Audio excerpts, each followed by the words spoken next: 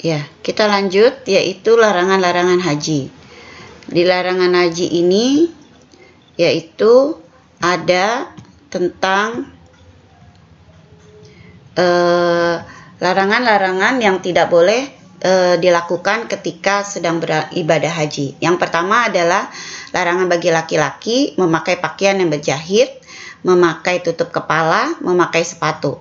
Larangan-larangan ini berlaku ketika waktunya haji. Kapan waktunya haji? 9, 10, 11, 12, 13 Zulhijjah. Itu waktunya haji. Jadi setelah waktunya haji boleh pakaian yang berjahit, boleh pakai tutup kepala, boleh pakai sepatu, ya. Jadi ketika mau melaksanakan ibadah haji itu tidak boleh tadi yang laki-laki tidak boleh pakaian-pakaian yang berjahit, tutup kepala, kemudian tidak boleh memakai sepatu. Kalau yang perempuan tidak boleh pakai tutup muka, tidak boleh pakai cadar yang perempuan. Yang berikutnya yaitu tidak boleh pakai sarung tangan. Boleh pakai sarung tangan, tetapi tapak tangannya harus terlihat, tidak boleh tertutup, ya. Ada yang sarung tangannya terbuka di tapak tangannya. Kemudian larangan bagi laki-laki dan perempuan. Ketika dia memakai baju ihram, itu tidak boleh pakai wangi-wangian. Ya, tidak boleh pakai minyak wangi. Kemudian tidak boleh mencabut dan mencukur rambut atau bulu badan. Itu nggak boleh. Kemudian tidak boleh memotong kuku. Tidak boleh menikahkan atau menjadi wali dalam pernikahan. Kemudian tidak boleh bersetubuh sesudah tahalul pertama. Tidak boleh bersetubuh sebelum tahalul pertama. Ya. Kemudian berburu atau membunuh binatang buruan yang halal di tanah haram. Ya, jadi gini, maksudnya ini yang nomor 5 ini sebelum, ya, maksudnya sebelum tahalul pertama. Jadi setelah melaksanakan haji, kemudian tahalul pertama, sebelum tahalul pertama tidak boleh melakukan hubungan suami istri, ya, nggak boleh.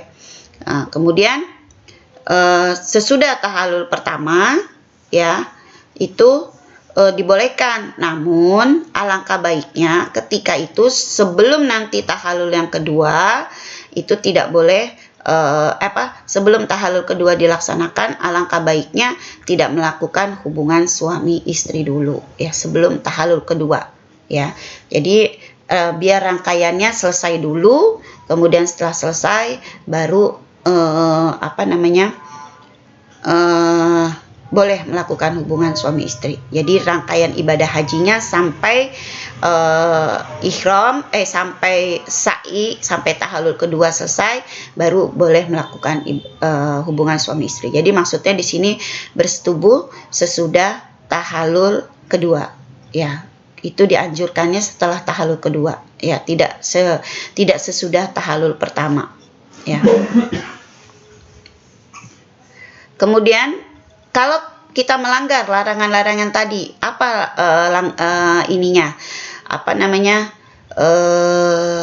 hukumannya? Hukumannya yang pertama menyembelih seekor kambing, yang kedua berpuasa 3 hari, yang ketiga bersedekah sebanyak 9,5 liter makanan kepada 6 orang fakir miskin. Artinya ini adalah pilihan. Ketika kita melanggar larangan-larangan di atas, kemudian kita mampunya menyembelih seekor kambing, maka kambing yang disembelih, puasanya sama bersedekahnya nggak usah, gitu. Kemudian kalau bersetubuh sebelum tahalul pertama, menyembelih seekor unta atau sapi atau 7 ekor kambing. Kemudian sedekah makanan kepada fakir miskin seharga ekor unta. Kemudian berpuasa lamanya dihitung seharga seekor unta. Nah, makanya nggak boleh sebelum tahalul pertama. Kemudian bayar dam karena berburu dan membunuh binatang buruan yang halal di tanah haram. Menyembelih binatang yang sejenis, bersedekah dengan fakir miskin seharga binatang sejenis, puasa yang lamanya dihitung seharga binatang yang sejenis. Kemudian dam mengerjakan haji umroh dengan tamattu dan kiron. Ini sering kita lakukan jamaah haji Indonesia, yaitu membayar damnya dengan menyembelih seekor kambing yang sah untuk kurban. Kemudian 10 hari, puasa 10 hari, 3 hari dilakukan di tanah suci, 7 hari dilakukan di tanah air. Ya, tetapi kebanyakan membayar damnya adalah menyembelih seekor kambing yang sah untuk kurban di tanah suci. Kemudian kalau terkepung atau terhambat dalam perjalanan tidak dapat melanjutkan perjalanan haji atau umroh, yaitu damnya menyembelih seekor kambing.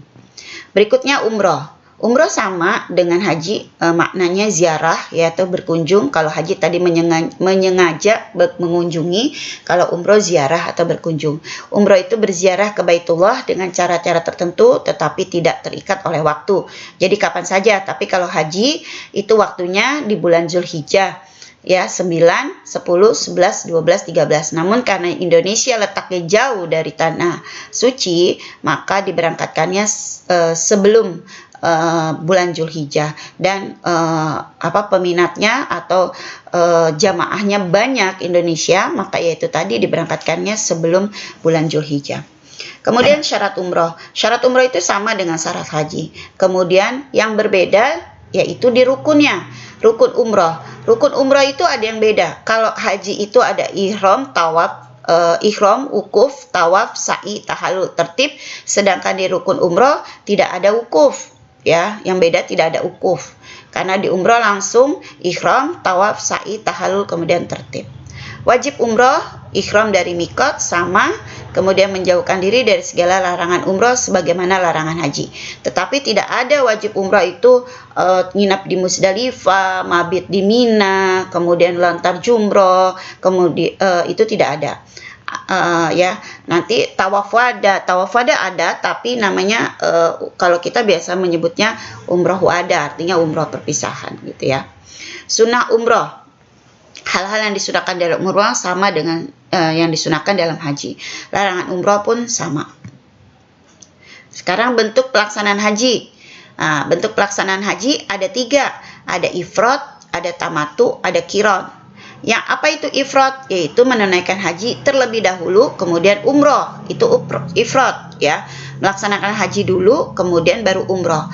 Sedangkan tamatu, menunaikan ibadah umroh terlebih dahulu, kemudian haji. Ini biasanya dilakukan rombongan haji Indonesia kloter awal, karena dia melaksanakan umroh dulu, kemudian baru melaksanakan haji.